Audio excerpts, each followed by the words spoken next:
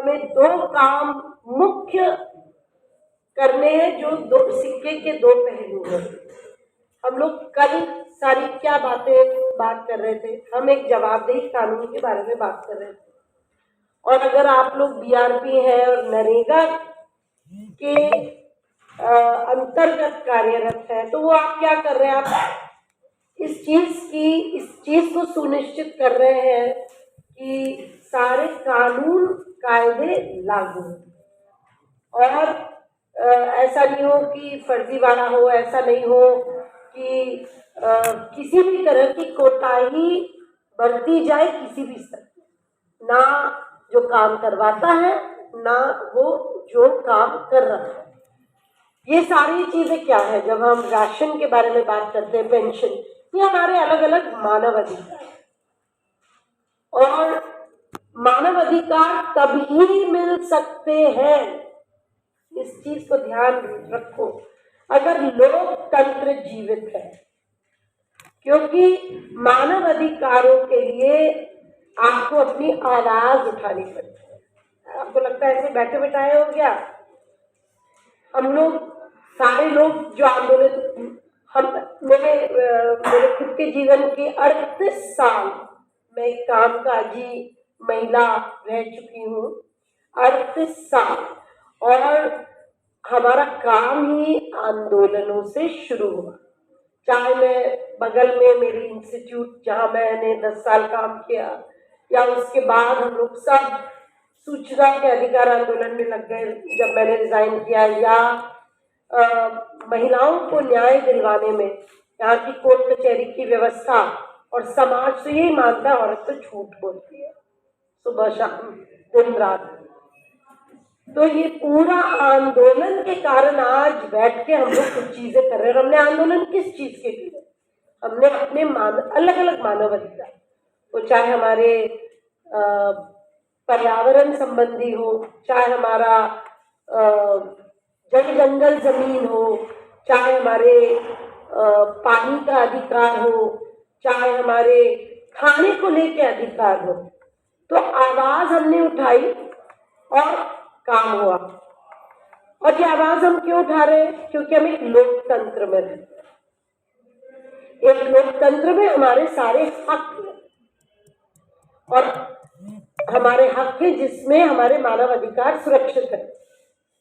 क्योंकि rule of law, कानून का राज ही अगर चलेगा तब लोकतंत्र जीवित रहेगा।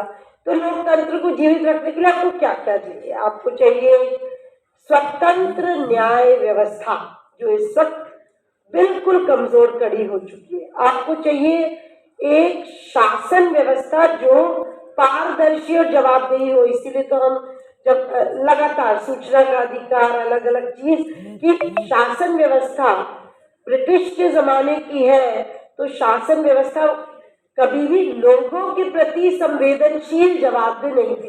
लेकिन धीरे धीरे धीरे धीरे धीरे धीरे इस लोकतंत्र में वो परिवर्तन आए हैं, और आज हम लोग खड़े उस कगार पर कि हमें कानून मिलने वाला है। कमजोर मिलेगा फिर लड़ना होगा, लेकिन आप चाहे माने या न माने, हमारा लोकतंत्र बहुत कमजोर हुआ है। हमारा लोकतंत्र कमजोर हुआ क्योंकि हमारी न्यायपालिका अगर लोगों के स्वातंत्र्य अधिकार, मतलब मेरा फ्रीडम, मेरी सिविल लिबर्टी जिसको हम स्वातंत्र बोलते हैं, मेरा मुक्त रहना, मेरी आजादी कायम रहना, अगर जिस दिन न्यायपालिका विपरीत निर्णय देने लगे कि नहीं इनको तो अंदर रखो, आप समझ सकते हैं कि न्यायपालिका राजनीति से चल रही है, न कि, या कोई भी कानून हो। बाबरी मस्जिद तोड़ा, उसके बाद एक कानून बना कि अब कोई भी 47 से पहले कोई भी धार्मिक स्थल उसकी छेड़ाछाड़ी नहीं होगी। लेकिन उस कानून की धज्जियां उड़ाई जा रही, हम देख रहे हैं। ज्ञान बाबरी मस्जिद, हम चुप है, हमें कोई फर्क नहीं पड़ता। हमें लगता क्या है, हम इस रूम में कितने वो लोग बैठे हुए जो वंचित वर्गों से हैं, मैं उसकी गणना नहीं करूंगी, लेकिन अगर एक समाज में अल्पसंख्यक, और इस वक्त दो तरह के अल्पसंख्यक खास तौर से कटघरे में है, और वो है मुसलमान और कुछ हद तक ईसाई, और हम बड़े गौरवान्वित, तो मैं हिंदू परिवार में पली बड़ी हूँ, मैं हिंदू धर्म में कितनी आस्था रखती हूँ, कितना मानती हूँ, कितनी पूजा पाठ, वो अलग है, लेकिन मैं हिंदू धर्म में पली बड़ी हूँ। हिंदू धर्म के घर, माँ बाप हिंदू थे, दादा दादी हिंदू थे, और हम गौरवान्वित महसूस कर रहे हैं, अरे ये तो ऐसे ही है वैसे ही है। शिक्षा एकदम अलग हो गई।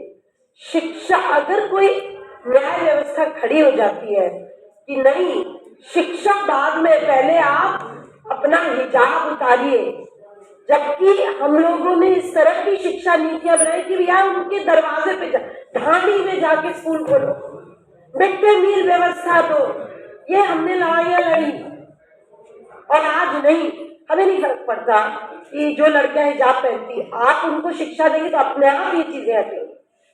आप उनको एक माहौल देंगे तो उसमें ठीक बस रहेगा, लेकिन आप पहले ही उनको शिक्षा से वंचित रख रहे हैं।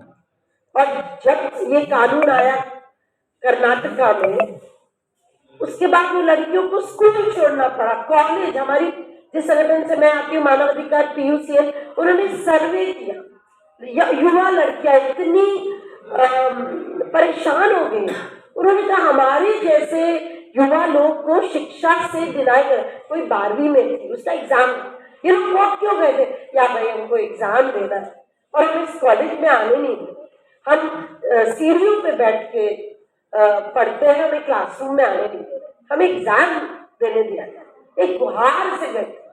लेकिन जब न्याय व्यवस्था ऐसे देखने लग जाए कि बिंदी या चूड़ी, ये सारी रिफॉर्म, सुधार की बात है, तो जब शिक्षा जो हमारे जीने के अधिकार के साथ जुड़ा हुआ था, अनुच्छेद 21 में शिक्षा जुड़ी हुई, ठीक है, तो 2000 में संशोधित करके शिक्षा को 21 में डाल दिया। मेरे जीने के अधिकार, मैं जी नहीं सकती अगर शिक्षित नहीं, मैं जी नहीं सकती अगर मेरे को बोलने की आजादी नहीं। मैं बहुत उदाहरण दे सकती हूँ, और अगर आप सचेत नहीं होंगे, हम अपने अंदर, हमारे क्लासरूम को हिंदू मुसलमान में ना विभाजित होने दें, हम अपने दिल के अंदर ये हिंदू मुसलमान या जो भी, या दलित छुआछूत हमारे दिल के अंदर अभी भी क्यों एक ही समुदाय के लोग को क्या बोलते हैं ना, जो मंदिर में तो जाना नहीं देता है, ये सेप्टिक टैंक्स, उनको अंदर घुसना पड़ता है, जहाँ हमारा सारा मल जाता है जिन टैंक्स में, 50 रुपए में हम लोग जाते, डूब जाते, कोई इक्विपमेंट नहीं है, हमारी को फर्क ही नहीं पड़ता। हर शहर में क्या मशीन नहीं आ सकती उसके लिए, जब घर के अंदर मिक्सी के लिए मशीन आ गई है, और भी बहुत चीजों के लिए ट्रैक्टर आ गए, क्या मशीन नहीं। तो मानव अधिकार सुरक्षित रखना, और हम उसके लिए सचेत हो, तब तो लोकतंत्र जीवित होगा। जैसे मेरा पेंशन का अधिकार, मेरा शिक्षा का अधिकार, मेरा जल जंगल जमीन का अधिकार, अगर आप लोकतंत्र और मानव अधिकार को दो सिक्के के पहलू के रूप में नहीं दोगे, और अगर आप अपनी आवाज जो गलत हो रहा है केवल गौरवान्वित महसूस करने से और हिंदू राष्ट्र का ख्वाब देखने से, तब तो लोकतंत्र के विपरीत जा रहे हैं। क्योंकि हमारे लोकतंत्र में बराबरी एक बार नहीं अनेक बार बोली गई है। आप शुरू करिए 14 अनुच्छेद 14, 15, 16, 17, फिर आप जीने के अधिकार से जोड़िए उसको, फिर आप 25 से 30 तक जाइए, तो ये पूर्ण रूप से जुड़ी हुई है। तो आप ये नहीं कह सकते कि मैं उनकी पेंशन की तो बात करूंगा, लेकिन अगर वो पिटाई उनकी हो रही क्योंकि वो मुसलमान है, उनपे आरोप लग गया कि गाय काटी, तब तो मैं नहीं बोलूंगा। ये दोनों जुड़े हुए हैं, लोकतंत्र खत्म हो रहा है। और मीडिया, प्लीज, आपको ये जो हम अखबारों में पढ़ते ना, बहुत गलत आता है, बहुत गलत आता है, और ये एक आयोजित ढंग से गलत आता है। और अब तो फेक न्यूज एक इतना बड़ा स्तंभ, न्यूज होता था स्तंभ, अब फेक न्यूज शायद न्यूज से बड़ा स्तंभ हो गया है, क्योंकि हर बार तराशना पड़ता है ये सही बोल रहे हैं गलत बोल रहे हैं। और उसकी भी ट्रेनिंग हमें लेनी होगी, क्योंकि हम लोग ने तो अखबार भी छोड़ दिया पढ़ना, सब व्हाट्सएप यूनिवर्सिटी पे पले बढ़ रहे। तो आप ये सोच सकते हैं कि मीडिया का एक बहुत बड़ा हिस्सा, बहुत बड़ा हिस्सा, जब मीडिया का बहुत बड़ा हिस्सा सरकार के भीतर हो जाए या सरकार के साथ हो जाए, बाहर चले जाइए आप प्लीज, आप बाहर जाइए, कोई क्या बच्चे सब गए बैठे बाहर। मीडिया एक जरूरी स्तंभ लोकतंत्र का है, जो जनता की आवाज है, जो मीडिया का संरचना है, अवधारणा है, वो जनता की आवाज है और उसको सरकार की जवाबदेही लेना चाहिए। लेकिन अभी हम लोग देख रहे हैं कोई जवाबदेही लेता है? मीडिया सब बिजनेस है, वो पल रहा है एडवर्टाइजमेंट पे, सरकार के एडवर्टाइजमेंट कॉर्पोरेटर ने खरीद लिया है, बड़े बड़े अगर अडानी और अंबानी सारे चैनल खरीद लें तो आपको लगता है हम बड़े स्वतंत्र हैं?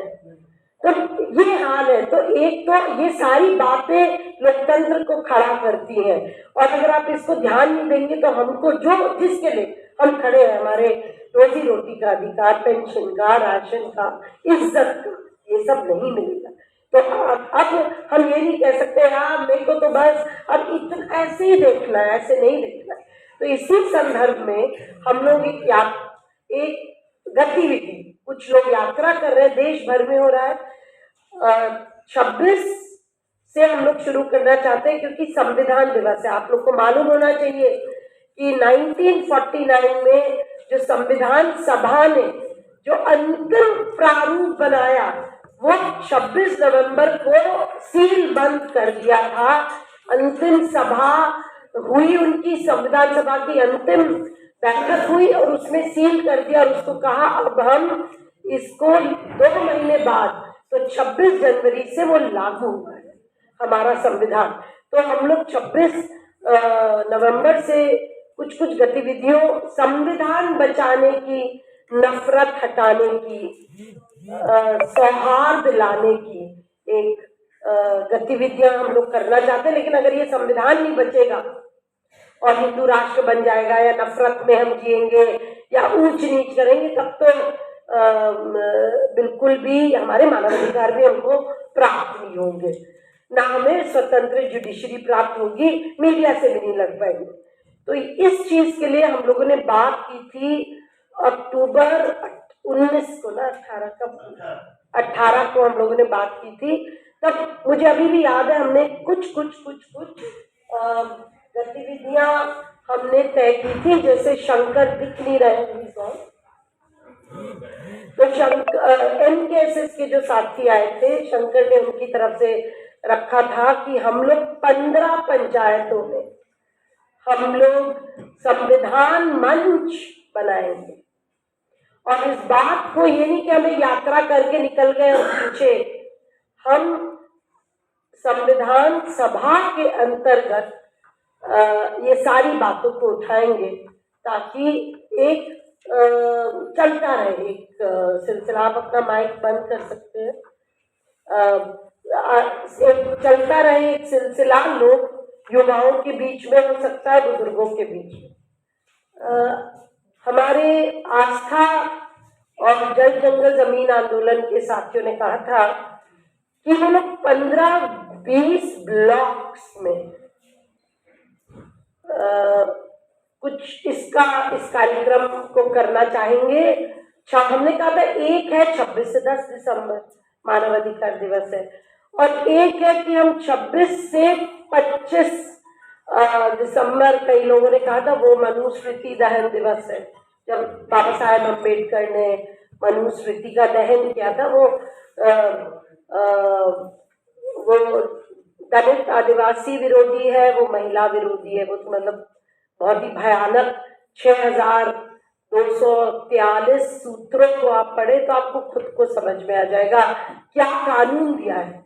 इसीलिए हम लोग कहते हैं हम मनुवादी कानून से नहीं चल रहे हैं, हम देश के, भारत देश के लोकतंत्र कानून से चल रहे हैं। और जो राजस्थान हाईकोर्ट में मनु मूर्ति खड़ी है भाई, वो किस चीज का प्रतीक है कि हम मनु कानून से चलेंगे? तो उसका प्रारूप अभी रखेंगे कि आप लोगों ने क्या तय किया। रिचा नहीं है, लेकिन उन्होंने कहा था हम 2 दिन की यात्रा करेंगे और कुछ बैठकें करेंगे। कुछ साथी जो आए हैं, बिजोलिया वाले साथी लोग नहीं आए हैं, आए हैं, हाँ। इन्होंने तो कहा था कि हम जो भी करेंगे उसका अंतिम मनुस्मृति दहन दिवस आप ही लोगों ने रखा था, 25 दिसंबर का रखा था ना। तो इस तरह का कुछ बातें तय हुई थी। तो अब हम अगर तय कर लें कि हम 26 पहली बात तो क्या हम संविधान को बचाना चाहते हैं? क्या संविधान हमें लगता है कि हमारे हर काम के साथ जुड़ा हुआ है? क्या हमें लगता है लोकतंत्र बचाना हमारा काम है कि भी नहीं है? तो और इसी प्रदेश में आपको मालूम होना चाहिए, डूंगरपुर की कालीबाई की कहानी सुन लीजिए। डूंगरपुर के महरावल का ये था क्या बोलते हैं आदेश कि कोई आदिवासी पढ़ नहीं सकता है, और जिस महिला ने कहा नहीं पढ़ेंगे उसको जिस तरीके से घसीटा है अनेक किलोमीटर, कालीबाई की कहानी पढ़िए। यहाँ पे बहुत सारे प्रदेशों में, राज्यों में हमारे जो रजवाड़े हैं वो 56 बड़े छोटे रजवाड़े, जहाँ दलित और आदिवासी को पढ़ाई नहीं थी, शूद्रों को, जिसमें ओबीसी सारे आते हैं, सवर्ण वर्ग क्या वर्ण सब आते हैं, डिनाई जो महाराजा भिन्न। तो वहां सैनिक समाज बहुत पढ़ा लिखा, अगर आज अशोक गहलोत बैठे वो बिल्कुल भी वंचित समाज से नहीं है, सैनिक समाज की एक अलग ही कहानी है। हाँ, तो हमें ये देखना चाहिए कि क्या हम, अगर लोकतंत्र नहीं रहेगा तो एक नई तरीके से जो मनुवादी व्यवस्था, सामंतवादी व्यवस्था आने लगेगी, तब हमारे पेंशन राशन कहाँ जाएंगे? तो लोकतंत्र के लिए तो आपको अपने लिए काम करना। क्या आपकी माँ पढ़ने जाती थी? आप क्या फर्स्ट जनरेशन लर्नर्स है? पहले जनरेशन जो पढ़ने गए, क्या आप वो है? या आपकी माँ को इस पूरी शिक्षा व्यवस्था से कुछ लाभ मिला? निखिल यहाँ है और हमारे अन्य साथी भी हैं। जब वसुंधरा राजे ने 2015 में चुनाव, पंचायती राज चुनाव में कह दिया कि केवल पढ़े लिखे सरपंच बन सकते हैं, तो इसका मतलब जहां स्कूल थे ही नहीं, बुजुर्ग तो आउट हो गए, क्योंकि जहां स्कूल नहीं थे वो लोग कैसे गए होंगे? तो हम वही वाली व्यवस्था में वापस न चले जाए। वो नहीं, वो एक अलग ढंग से होगी, एक अलग ढंग से अत्याचार होगा, एक अलग ढंग से। तो अब हम बात करें कि हम संविधान बचाने और कुछ गतिविधि करने के लिए क्या हम कुछ करना चाहते हैं, और हम हर जिले से बात करें। और तुमने भी कुछ सुझाव दिया था, मैं वही ढूंढ रही थी, तो अब बता देना।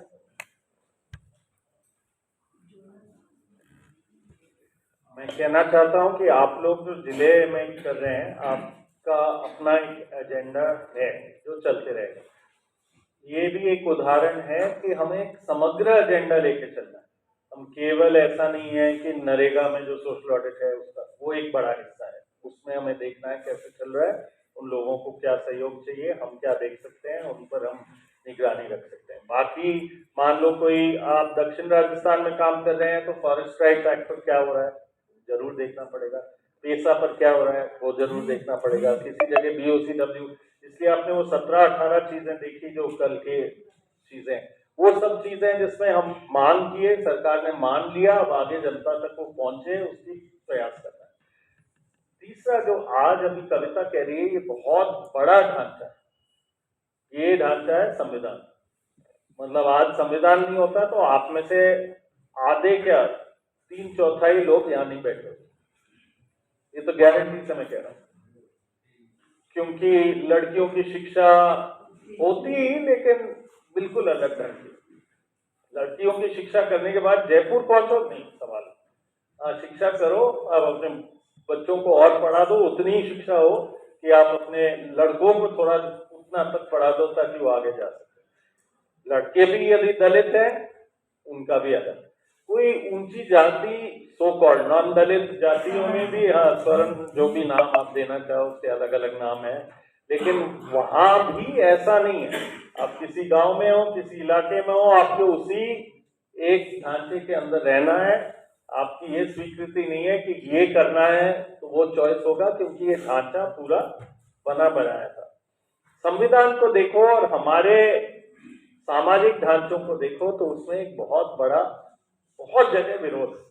अब हर चीज समाज का हम नहीं नकार रहे, लेकिन हर चीज संविधान का तो हम अपना रहे, हर चीज नहीं लेकिन मोटे मोटी संविधान का तो अपना रहे, और इसीलिए आज हम यहाँ हैं। तो आज यदि सोशल ऑडिट, संविधान सोशल ऑडिट नाम की चीज ही नहीं होती है संविधान में, सूचना का अधिकार नाम की चीज नहीं होती है, संविधान नहीं होता। सूचना का अधिकार नहीं है तो सोशल ऑडिट हो सकता है क्या? बिना डॉक्यूमेंट हो सकता है क्या? बिना जानकारी हो सकता है क्या? तो आप ये एक एक जगह में देखो, शिक्षा का अधिकार का कानून क्यों है? क्योंकि संविधान कहता है कि सब लोगों को मूलभूत आवश्यकताएं पूर्ति करना सरकार का दायित्व, तो शिक्षा का अधिकार का कानून बना। रोजगार की गारंटी कहाँ है? आप लोगों ने उस कोर्स में किया, संविधान के डायरेक्टिव प्रिंसिपल्स के आर्टिकल 39 में आपने पढ़ा कि नहीं पढ़ा, है ना? तो ये चीजें सब जब हम कहते हैं कि ये चीजें हम लोग जिनके लिए लड़ रहे हैं, उसका एक आधार संविधान, इस देश का आधार संविधान। भारत बना इस संविधान के आधार पर, हम भारत के लोग, और हमने अपने आप को एक संविधान दिया, एक कानून दिया, हम सब इसमें शामिल। तो कविता जब बात कर रही है, एक चीज है हमें इस पर काम करना है, वो तो मेरे ख्याल में सवाल नहीं होना चाहिए। सवाल है क्या? सबका है? चलो एक बार हम सहमति जताए, संविधान हमारे लिए सबसे ऊपर, मतलब हम जब सब सारे चीजों से ऊपर संविधान इस देश में है और हमारे लिए भी है, सहमति है? बिल्कुल। तो उसको कोई उसके ऊपर उसके मूलभूत भावना पर चोट कर रहा है तो उसका विरोध करेंगे, उसको बचाएंगे, आगे ले जाएंगे। संविधान की बहुत सारी चीजें जो कागज में ही पड़ी, संविधान में ही पड़ी। कविता जैसे लोग उसके रात दिन जब उल्लंघन होता है उसके लिए बात करते हैं, क्योंकि है संविधान में लेकिन उल्लंघन हो रहा है, चाहे वो कोई आदिवासी महिला हो, या चाहे वो दलित बच्चा हो, या चाहे वो किसी और के साथ कोई अत्याचार हो रहा हो, या आप और हम कुछ बोलना चाहते हैं और हमें बोलने से रोक दें, वो सारी चीज, या किसी के साथ कोई भेदभाव करें, तो वो सारी चीज संविधान के उल्लंघन। अब जो बात कविता कह रही है कि इस दौरान पूरे देश भर में अलग अलग चीजें हो रही, तो मेरे ख्याल में चाहे आरडीवी हो या एनकेएसएस हो या सिराज के यहाँ हो, कृति संस्था या कई और हो, लोग अपने अपने जिलों में ये संस्था संगठन कुछ प्रोग्राम ऑर्गेनाइज करेंगे। आपको ये प्रोग्राम ऑर्गेनाइज जरूरी नहीं है आप करें, उसमें जुड़े। आप कुछ करना चाहते हैं, 10 युवाओं को लेके एक संविधान की एक बात बैठक करना चाह रहे हैं, 10 गांव में करना चाह रहे हैं, बिल्कुल खुले, अच्छा। लेकिन ये मालूम है कि 2 लोग